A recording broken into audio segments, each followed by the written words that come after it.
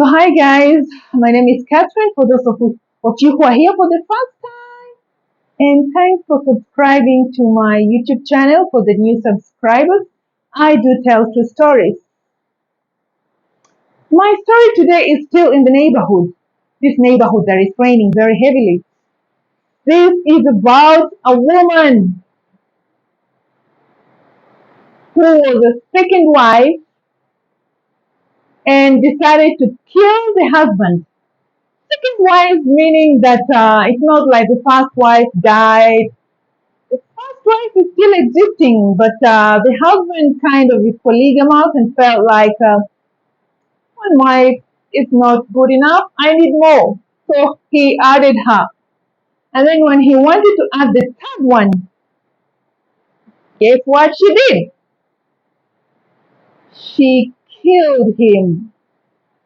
She killed him.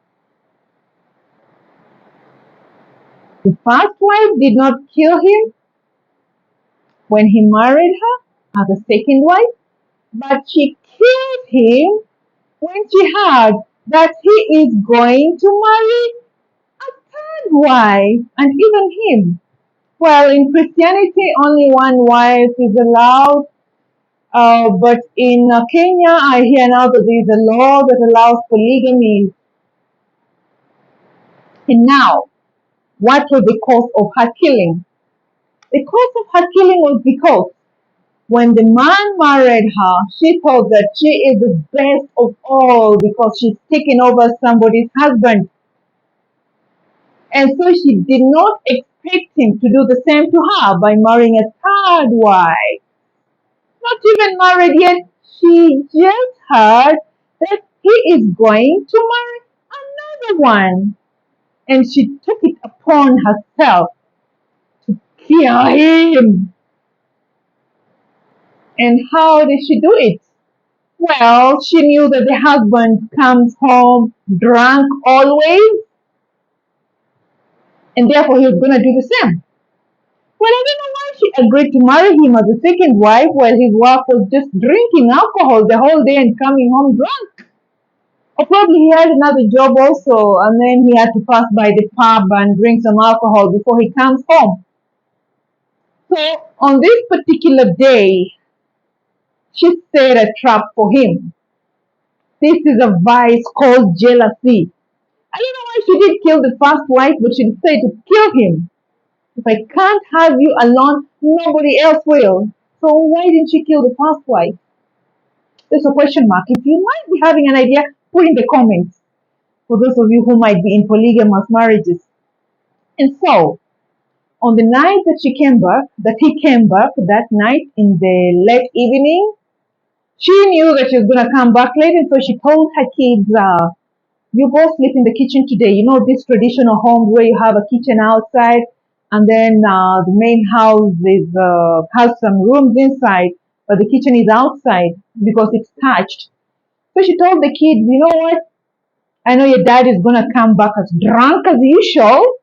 So you guys just go and sleep in the kitchen today because I know the moment I open for him, he's going to land on you with blows as usual.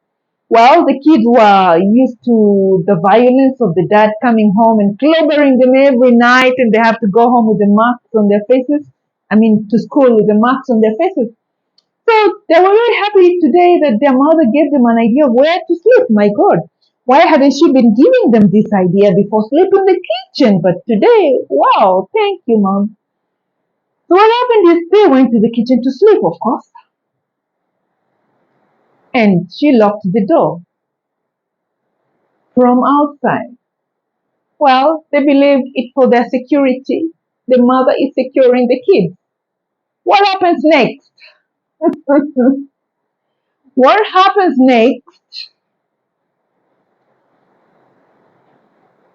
The man arrives around 12 midnight as usual. It's in a thicket, so there are no lights around, and the man can hear voices of other men.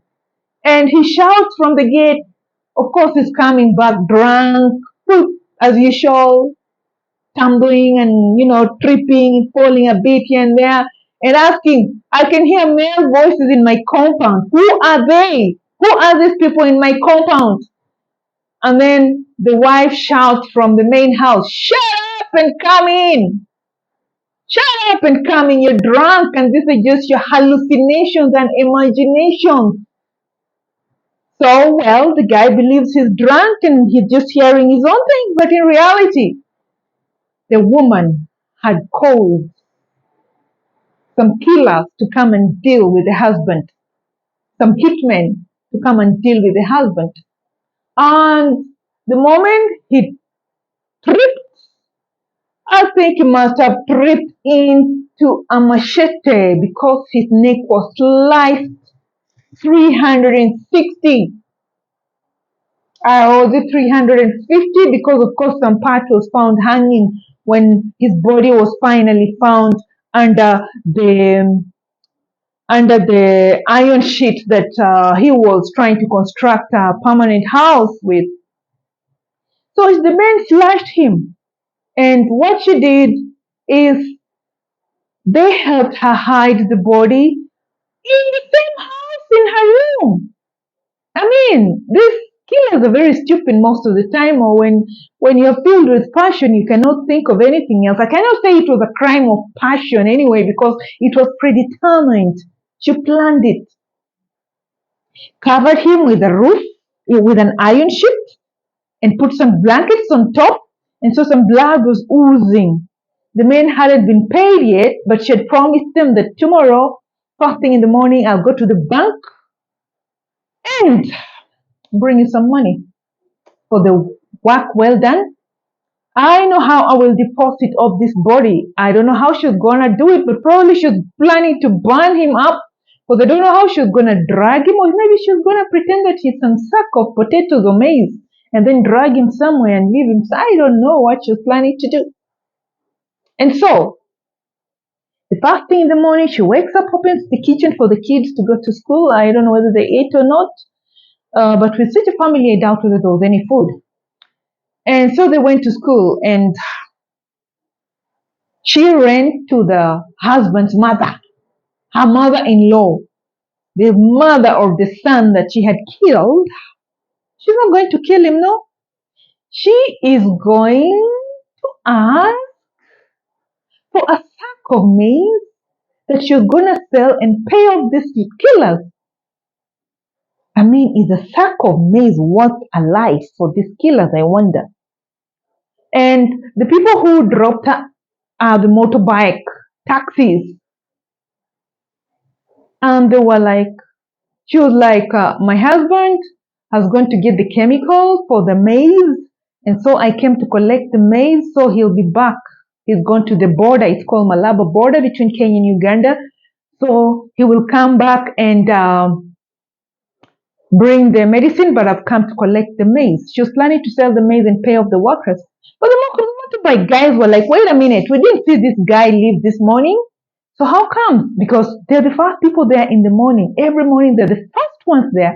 Nonetheless, he slept on the border last night, but you said that he came. So you must have been with him in the house. No, something is not right. Something doesn't sound right here. Something just doesn't sound right here. These are the people who had dropped him, and they are the ones who used to drop the husband to get the chemicals from the Malaba border to bring it to their home. But this time they did not drop him, so they were kind of buddies. So they knew there's something fishy here. Something doesn't sound right. And so they told the lady, no, no, no, no, no. Let's go to this husband of yours and check on him, because I don't think things don't sound right here. But you know what? These are the same guys she had hired to slaughter her husband like a cow. And they saw that they're not worthy a bag of maize. And so they were looking for ways to hand her in before she does it to them. And so they knew exactly where they had kept the body, and they took some people with them and asked her to show them where the husband is. Where is your husband? And then one of them, of course, had to pretend, hey, there is some blood oozing from that door. Of course, there was some blood oozing from her bedroom, though it's a small house, so you can see every corner of the house. And that's how she was caught. They turned on her and asked her, why did you cheat us? That your husband has gone to Malaba, yet he is under an iron sheet. Is this Malaba? Well, she couldn't say anything because she had sent them, she had hired them, but she hadn't paid them. And right now she's serving a term in prison, life imprisonment, because it was cold blood murder out of jealousy. The husband is going to marry a third wife and she's gonna lose his attention. And the attention she was enjoying from him that he was not giving to the first wife anymore was going to be given to the third wife. And now she will be in the shoes of the first wife that she will ridicule that had been left by the husband. What goes around turns around. So if you like my story, like, share, and subscribe. Ciao.